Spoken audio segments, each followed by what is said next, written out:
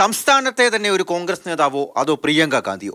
വയനാട് ഉപതിരഞ്ഞെടുപ്പിലെ കോൺഗ്രസ് മുഖം ആരെന്ന് കൗതുകത്തോടെ ആളുകൾ ഉറ്റുനോക്കുന്നു.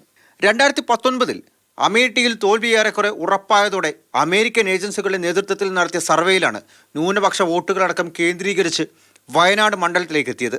രാഹുൽ റെക്കോർഡ് ഭൂരിപക്ഷത്തോടെ ജയിച്ചു കയറി. ഇത്തവണ വയനാട്ടിലെ തിരഞ്ഞെടുപ്പ് കഴിഞ്ഞാണ് റായ്ബറേലിയിലെ സ്ഥാനാർത്ഥിത്വം പ്രഖ്യാപിച്ചത്. രണ്ടിടത്തും വിജയിച്ചാൽ ഉത്തർപ്രദേശിലെ ഗാന്ധി കുടുംബത്തിന്റെ മണ്ഡലം കാക്കാൻ പ്രിയങ്ക എത്തുമെന്ന തരത്തിലായിരുന്നു പ്രചാരണം.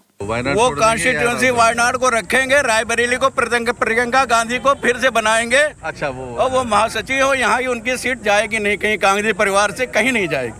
हाँ, वायनाड से वो प्रधानमंत्री बनेंगे। प्रियंका गांधी तो रायबरेली से बनेगी, ठीक है, सांसद बनेगी, उसके बाद कोई न कोई मिनिस्टर बनेगी।